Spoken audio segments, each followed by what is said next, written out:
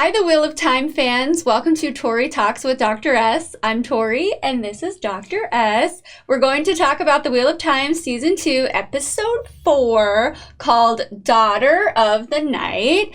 Okay, first of all, I don't know why this happened, but we're both wearing this color. It was not planned. It was not planned. And not saying we're Team Liandrin or anything. But I'm kind of feeling good about it because Liandrin's my favorite performance of this season. You've been saying it. I mean, maybe it's a little subconsciously intentional, but right. Here we are. Okay. Let's get into the episode. So the very first thing we see is crazy Ishamael, and he's speaking in Old Tongue in this cave, which I want to just give it up to that cave. Is that a real place, or did they just make that up? It has to be made up, but the whole... Really beautiful. Oh my gosh, so beautiful. I love it. And there's like a wheel. Like a skylight?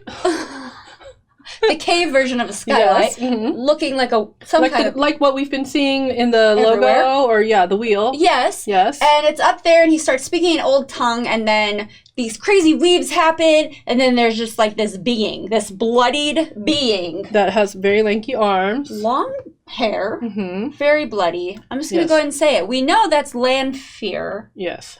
The Forsaken. Now we do. One of the Forsaken. Yeah. And her seal is broken. Okay? We'll stop right there. Okay. It'll come back. But let's talk about Rand. Weird. Yeah. That I would go right to Rand. Well, he goes and accidentally falls in love with this Lanfear. So, all right. It's after the fire that he accidentally caused... Because he can't control his powers. That's the whole thing. He's got to learn how to control it. So then Selene is like, hey, they got to fix up my inn, so let's go on a little road trip. So I like how last week you were like, I like this Selene. Wonder if we'll see her again. And some of our lovely viewers were like, heh, heh, heh. I didn't even pick up on that. I didn't realize she would They're like, oh, you would like to see more Selene, ... Oh, yeah, I guess I didn't realize. And then they were like, the whole time couldn't wait for us to find out. Okay, but I was starting to become suspicious of her early on in this episode. Yes. How she was a little too persistent, like, come with me, and then a fade just randomly shows up. Yes. And then she talks about this man that she's in love with, and I'm really curious to know who this man is. Who's the man? But somebody evil. Anyway, so I wrote in my notes, I'm suspicious of her. Well, I didn't have to wait very long because she's trying to, get it on with him. Two very beautiful people, I get it. But then she's like, I'm a monster too. And starts doing this crazy little... So why go through that whole seduction scene, though? Is it necessary to have him in a sexual submissive position in order to... What was she going to do to him? Kill him, right? They want... What are they trying to... They want him. They need him? Do they want to make his powers to take him to the dark side? That's right. Maybe. So she wasn't trying to kill him. She was trying to seduce him. I think so. Because everybody wants the Dragon Reborn because the power... Everybody wants his for their side. Yes. Oh, yeah, because all those weapons being shot out, they can go either direction. I think so. The dark or the light. Yes. Then she went too fast, I think. Well, yeah, calm down. But it's okay. Yeah. Rand is okay because Moiraine shows up and kills her. But then Rand is pissed because he fell in love with her. Yeah. So then he goes after Moiraine, which was a crazy thing to see him go after her, kind of attack her. He didn't know. It's just a weird sight to see after everything they've been through. If Lanfear was actually dead, then Rand would have been really mad. He would never know. But he saw her do the little twitchy twitch, right? Yeah, but also Moiraine can't lie. So she's like, she's not dead. So that was actually get out of here. I was like, good point, Moiraine. Yeah, I know, right? She can totally use that. Don't you wish you couldn't lie? Right. And what if I could lie, but I could just tell people that I couldn't lie? I can't lie. I took this oath. So and aren't they? Although, isn't it in debate whether or not she can or can't lie now that she may or may not be stilled? It's funny, yeah. Because you still have to take that into consideration too when she's saying this, right? Because if she's completely stilled, she could lie, maybe. Yeah. But if we don't know if she could be lying. Maybe we could get clarification on that. Unless you're spoiling something, then don't worry about it. I want to talk more about Moiraine, obviously. Oh my gosh, yes. So she goes to visit her younger sister, Anver, but they say it way better, like a French accent. Yeah. So I forgot that the Aes Sedai, the one power slows down their aging, because I was like, oh, am I missing something? Yeah, so that, because like Liandrin, who's like Yes. baby boy, is an old man. Yes. Yes. I kind of forgot about too. that. Yeah. So now it's not as suspicious that that old man is Liandrin's son. Yeah. But anyway, there's some animosity there. But it's so funny because Moiraine comes in hot, okay? The thing about her is she's on a very clear mission. She's leaving emotions out of it. She's disconnected from people, literally, figuratively. So I get it. But yeah, that's your sister, your estranged sister. And I get it, you don't have time for tea. But, you know, maybe say hello, check in, see how she's doing. A little bit, yeah. That's what I was warm. thinking too. Like, that's your baby sister. You can just be a little bit more like, how have you been? No, yeah. I'm going to stay in her house, by the way. Oh, by the way, I'm moving in for a couple days. I'm going to take this wine. Yes. Anyway, so I guess I am not bothered by it. I kind of like that Moiraine is kind of aloof and kind of, but she's on a very clear mission, so I get it. She doesn't have time for little sis, but still, I get it. The little sister, apparently she used to really admire her, or just, right? Like, she wanted to have the powers and she didn't. So but then she kind of like throws it in her face, like, hey, I run this town now. So I got spies everywhere, and I know exactly what you're doing. And what I kind of liked it when she put Moiraine in her place a little bit, because I was Moiraine has no reaction. She's like, all right. Yeah. It's kind of cool, Yeah. her demeanor. I wish I could be more like that. Okay, well, part of her mission is going to see Logain, because she needs him to control Rand's, or help him control Rand's powers, because I guess, like, the women and men channel differently. It's different, right? It's a totally different way. Right. And Rand doesn't know that Moiraine doesn't have powers. Does he? Oh, he doesn't. What? Because didn't he leave right away? Yeah. I feel like he doesn't know. That's a good tip. And she didn't really have to, at least from what we've seen so far, she just stabbed Lanfear. Yes. She didn't use any powers. Right. But I don't know. I'm not 100% certain. I'm not so either. Oh my gosh, remind that's me. Right. Yes. Well, Logain, so I guess when you lose your powers, you go mad, but like I think that there's no will to live, so I think that the deal is, you do this for me because the wine didn't work. Right. Then I'll put you out of your misery, I guess. Maybe. And is that the only way you can go with a knife? Because, I don't know, not to be like morbid or whatever, but I feel like you can find a way. Oh, not in that facility. I don't know. And I guess he's on watch. Yes. I don't know. Yeah. Is that much of an incentive just to be left with the knife?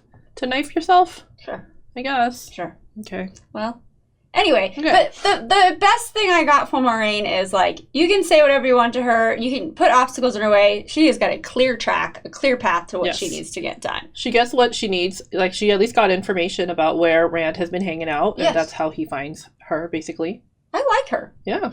Oh, I love Moiraine. I don't know if we're not supposed to, but I love her. I think we are. Yeah. I mean, we could be a little ambivalent about her ways, but I still think she's on the good side. She's all business, and I'm not mad at it. Okay. Her former warder, Lan. We get to see more of him. Maybe with not his enough. Hair down, though, I love it. Like, I do too. Yeah, last episode we got a little glimpse, but this whole episode, hair down. I don't know what I like more. Maybe I do like it pulled back more. I think I like it pulled back, but I'm not unhappy with this. No, let your hair down, Lan. Wasn't hard to look at. So he's in Arafel with Alana and family, and I liked seeing the lighter side, because this is such an intense story. So I like her and her now 3 warders. Yes. And then maybe but not official. Lan's not official, but he's hanging out. He really can't let go of Moiraine. I get it. Actually, I don't get the bond, but I know the bond is so strong. But then the one warder's like, dude, you gotta move on. And I think he's holding out hope for it. But he's not over it. That's for sure. You don't just get over it. I mean, the other warder of Perrin, he killed himself. So I understand. I mean, I think it's different if they're dead, right? Because that's like a different type of mourning. Yeah. But still, because there's still a chance, because she is still alive, right? And then Alana receives a message, and then that's that. We don't really get much land. Oh my gosh. I know, not yet, but where's he going? Where is he going? Yeah, where is he going? Because she's saying he should come to the White Tower, and he's like, no. And then she tells him Nynaeve is going through the arches, so they don't know that it's already happened. She doesn't know, right? She doesn't know that it already happened, because she was away. Oh. Right? Right. She doesn't know what happened. Yeah, that she went through already and came out and all that stuff. Right. So, Where are you going to go? He has to go. Where's he going to go? I don't know. Yeah. Let's move on to Perrin and Elias. The Wolf Brothers. Wolf Brothers. They named it. And he's like, we know what it is. What is that? It's exactly what it sounds like. Wolf Brothers. Are we them? No, you're not. We're Wolf Brothers. We're brothers of wolves. Yes, we're not wolf. He's like, am I going to turn into that? It No. was such an endearing sequence. I loved every bit of it. And I also like finding out that Elias and the wolves were responsible for saving him. Yes, I love it. From the White Cloaks. Yeah. And then he finds out and learns that he's been sending messages all along and that, but one thing that they dropped, which I'm not sure if this is supposed to be a big deal, is that they don't like to be around women who can channel. Yeah. Just women? Because they don't trust them. And I think anyone who channels. Oh, okay. Right? Why did I hear women who can channel? I thought maybe they said anyone who channels. Anyone who because can they don't understand each other. Don't cross wires. Yeah. Anyway, but I love that whole power that he has to see, and then they speak to each other, and how he said like you'll know their name when they tell you, and then he just like, what, Jumper? I know. I tried that with my dog to have a connection, and it didn't work. I mean, I know his name, but and Elias was like close enough. I'm like, but what is it? But then if it's not Hopper, is it Dancer? Well, he's Hopper to me now. Yeah. Yeah. I was watching this scene with Glee and then realizing I just saw Perrin smile. I haven't seen him smile since maybe episode 1 when it was like Matt and Rand and everything was light and they were screwing around in the inn. Before he killed his wife. That was the last joy. But I think him, like, figuring out his gift and who he is, he finally has some contentment. It's been so long, so... His identity. I love that. I love seeing him like that. Sweet Perrin. Mm-hmm. And again, like, smoke show. Like, he's really handsome. He looked like a little boy to me last season, but it's very manly. Yeah. Okay, another really fun duo to watch is Matt and Min. Yes. Matt and Min and Matt. Mm-hmm. Okay.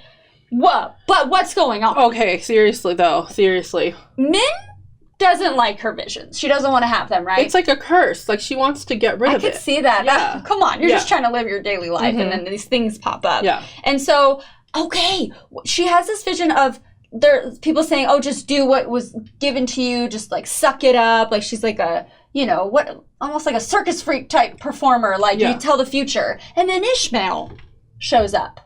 So how did you read that? So I was a little confused. Like, so Liandrin sent her with Matt. Mitt doesn't want to hurt Matt, but she knows that what she's doing is putting him in danger, right? Yes. So then she's doing it because did Liandrin promise her, like, she'll help take away your visions? Yeah, right? Yes. So then whoever it is that they got sent to by Liandrin, Ishi shows up. So that's a little suspicious. I've been suspicious of her, and then that just gives me more. Yeah. So then, did you watch the extra? No. Okay. So one of our viewers recommended that we watch the extra. So I wouldn't have got. It's not obviously a spoiler because it's in the Amazon Prime extras, but Rafe, what's his name? Rafe, the showrunner guy. Oh yeah. He's like, so basically, what's revealed is that like Liandrin has been working for the dark people. Is she the one who was in the social with the ring? With the black ring? Yeah, I don't know. Oh, I don't even remember that ring, but you were right. That okay. Could you see the person? No, you see their hands. So is that her? Because so all the viewers explained to us that the dark social didn't really happen in like a time space, but in like a dream world type. What's it called? Like where they are meeting, but in another realm. So is that her? Okay, the reason why I'm not acting that surprised is because I'm telling you, I've been so suspicious of her, and I've had a feeling, and then when it's Ishamael and Liandrin, I'm like, oh my gosh, she's totally one of the minions. Yeah. Of Ishamael. No, so she could be why though? So why? So then I'm thinking why? Because I'm starting to notice like all these like deals with the devil that are going on, right? Like Rand was offered a deal, but he didn't take it, and then Nynaeve was offered that whole like, oh, your baby and land in the arches, but like she chose not to take it. But did Liandrin get offered something like maybe to save her baby? And then she was like, yep, I'm taking it. So she turned to the dark. Yeah. And then Min was trying to like, it has to be something big. Something like that, right? Like Min wants to like get rid of that because it's a curse. It like ruins her life. Like everywhere she goes, she's just seeing what bad stuff's gonna happen to people. I wouldn't want to live like that. That's tormenting. Yeah. So I feel like she's on the cusp though. Like she hasn't chosen yet. But maybe with with Ishi, she's about to have to make a choice. Oh my gosh. Because what happened with that scene? It didn't end yet, right? No, but I feel like it did kind of show us that, yeah, for sure Liandrin is working. That is, right? That is for sure. Yeah. And Rafe said it. Rafe said it, so it's done. It's a done deal. Dang, that was big. It is big. That was big. I really think this was like my favorite episode ever so far. Oh, yeah. Because I feel like everything that happened before this, like all of season 1 and the first 3 episodes of season 2, were like, okay, slow build. Let's find out who these people are, who's the Dragon Reborn, what's going on. And then this episode was like huge. It was huge, and it revealed a lot of things, and even the Wolf brothers, like, we're finally getting answers on some things. And the Lanfear. Yes. Mm-hmm. So it gave us a lot to work with and to get excited for more. Yeah. Because of it. But, okay, wait. Let's talk about Nynaeve, though, real quick. Oh, yeah, for sure. Nynaeve? Of course. Okay, so she's now an accepted. She's got her ring. Mm-hmm. But she's struggling. And who's going to prey on that vulnerability better than Liandrin? Yeah.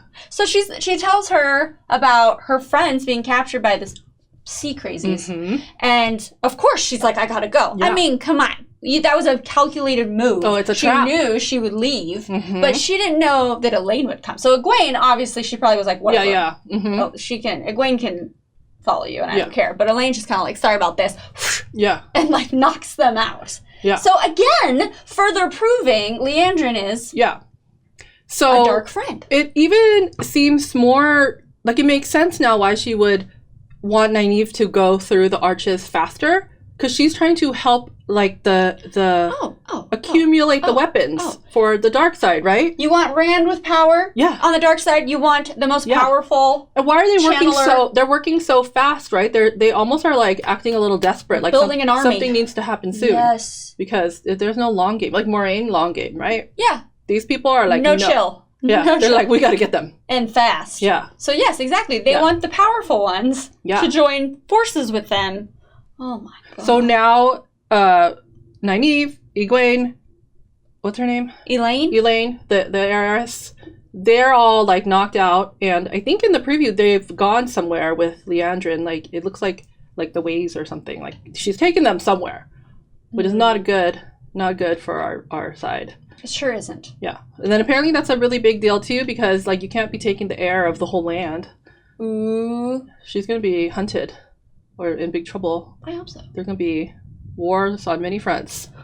Yes. Okay.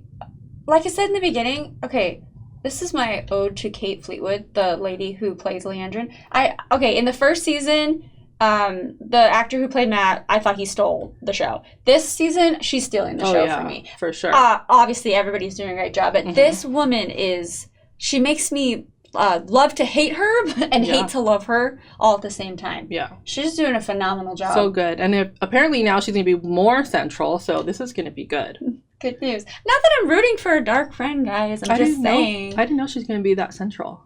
I didn't either. So it's kind of exciting. Yeah. She was a big personality in the first season, but this one's like, whoa. More nuisance-y, though. Not like that, like, yeah. Yes. Oh my gosh. More paths to take. Wait, then along the way, Lan can run into Nynaeve. Well, so now, if he learns that she's been taken, he's gonna have to go after her. Gotta rescue her. Right? Or she doesn't need to be rescued, but go help. go assist. Help. Yeah, exactly. Exactly. Oh my gosh, this got really exciting. It really did. After this episode, I was like, oh man, I want to see what happens next. I was talking back to the TV last night, which I don't think I've done very much so far, because it's been like kind of like slow build, but this time I was like, what the... Big moments in this episode. Oh my gosh. Oh, you guys, we had so much fun with this episode. Okay, what did you guys think of this episode? Please comment below, as you always do. And again, thank you so much for all of the love and enjoyment that you've given us. And then if you haven't already, please like and subscribe. And then we're going to see you next week. Thank you for watching, everybody. We love you. Bye.